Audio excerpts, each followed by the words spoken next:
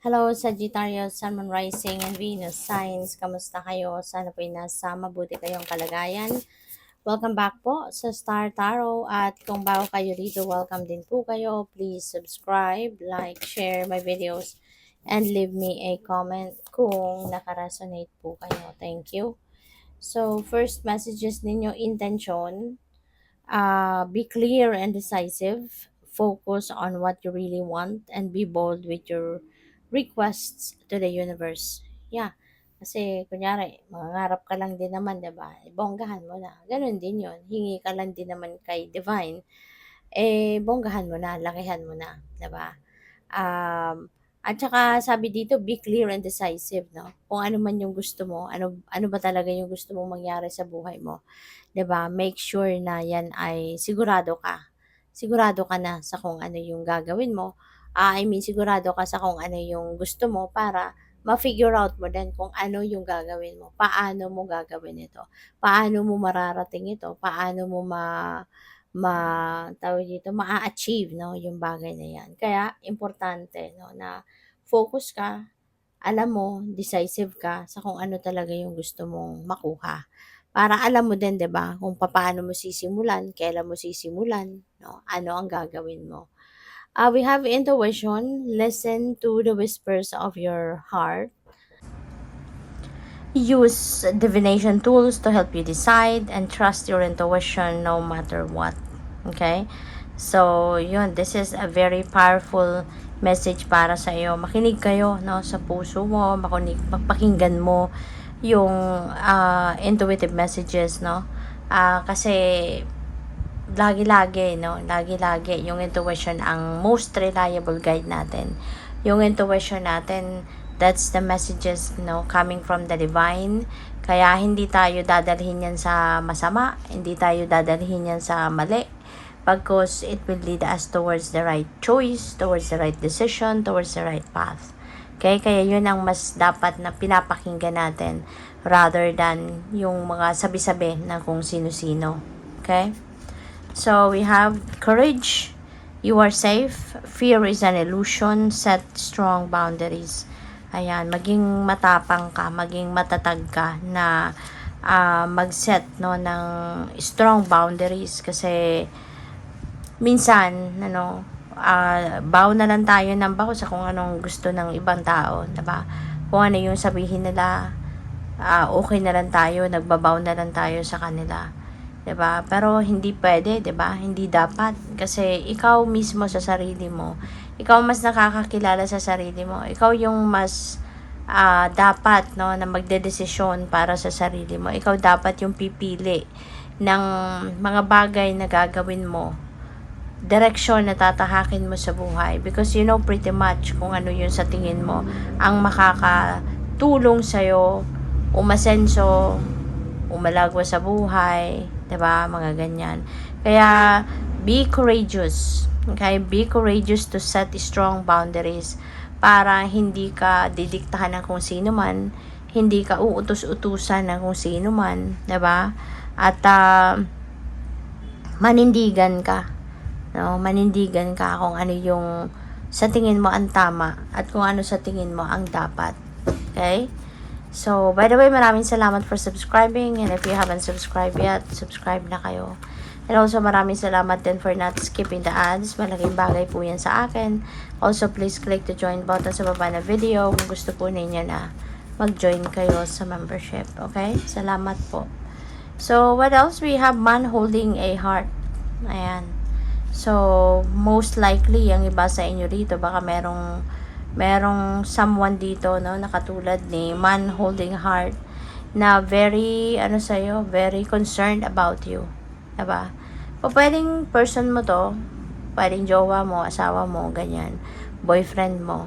O pwede rin naman na hindi.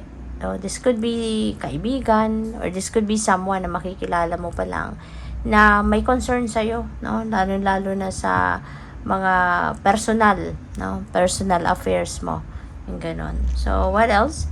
We have action, and you need to take action, no?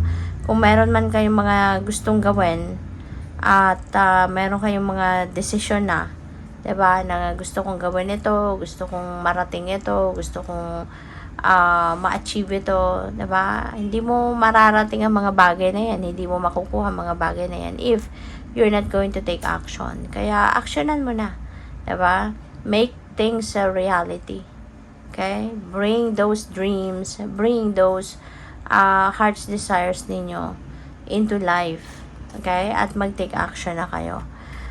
Merong envy, siguro kinaiinggitan ka ng mga tao sa paligid mo, or pwede rin na meron dito mga taong alam mo yun, hindi sila natutuwa sa'yo na baka maganda yung posisyon mo sa trabaho, maganda yung samahan mo sa pamilya mo, maganda ang pamumuhay mo, maluwag, 'di ba? Pwedeng ganon. Kaya may mga tao siguro na hindi natutuwa sa'yo, na gano'n ang nakikita nila sa'yo.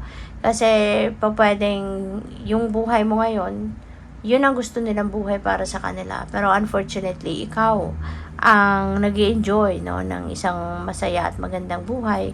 Tapos sila, 'di ba, kung ano yung klaseng pamumuhay ang meron sila sa ngayon.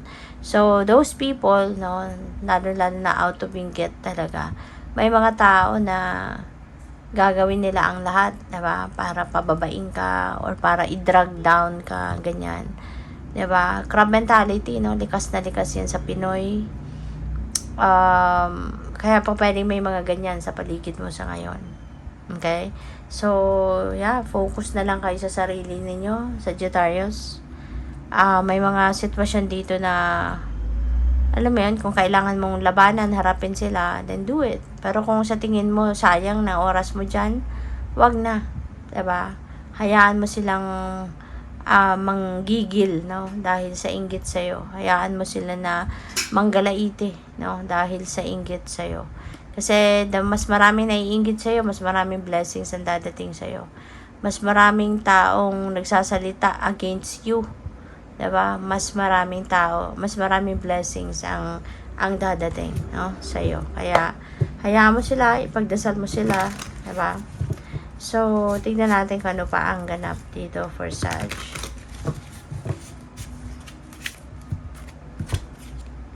We have Knight of Cups. Meron mag-apologize dito, no? Kung sino man itong nakagawa ng hindi maganda sa iyo in the past, this person is going to say sorry to you. Maaaring personal kang pupuntahan, kakausapin ito, no? And he's going to say sorry. Or po pwedeng tawag, message, no? Papadala sa'yo. This is also an offer of love. Baka meron din dito manliligaw sa'yo. Baka meron ditong someone is going to ask you out on a date. Pwedeng ganun. Or merong may liligawan, no? So, pwedeng ganun ang ganap. Good luck. You have Queen of Pentacles. Merong offer na paparating. This could be a lucrative job offer. This could be a lucrative offer, no? Trabaho, career, business, ganyan. At ito yung magdadala sa'yo ng abundance and prosperity. Ito yung magdadala sa'yo ng kaperahan. Ito yung magdadala sa inyo ng maraming material blessings, yung ganyan, no? At pwede rin ang iba sa inyo, since this is Queen of Pentacles, and Queen of Pentacles is a mother archetype.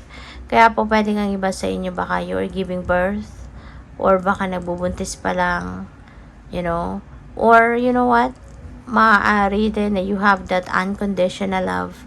Kaya meron kang mga taong inaalagaan, baka trabaho mo yon, baka career mo, 'di ba? You're taking care of many people, no? So, good luck. We have the Emperor energy, okay? Si Emperor, established na, no? Established na siya. Na sitting pretty na siya kasi kumbaga nandoon na siya sa tugatog ng kanyang tagumpay din pagdating sa kanyang trabaho. Maaaring nasa position of authority ito, taong ito. Isa siyang supervisor, isa siyang manager, CEO, mga ganyan. Maaaring nandoon siya, no, sa puntong very successful na siya sa kanyang sa kanyang career, no? Parang ganun. Pati na rin sa kanyang finances. Kaya sitting pretty na siya kasi maaaring meron na siyang concrete talaga na source of income, 'di ba? Meron siyang pinanggagalingan, no, ng kanyang kaperahan, no? At established na 'to, kaya ano na siya, kumbaga relax na siya. So, pwedeng ganun kayo ngayon, Sagittarius. You're very lucky, you're blessed. Kasi pagdating sa pera, wala na kayong poproblemahin siguro. Pwede rin na, baka ang iba sa inyo, no, kung wala pa kayo doon sa seat of power, baka ilalagay pa lang kayo. Baka may promotion na paparating, no? So, good luck sa'yo. Thank you for watching. Love and light. Namaste.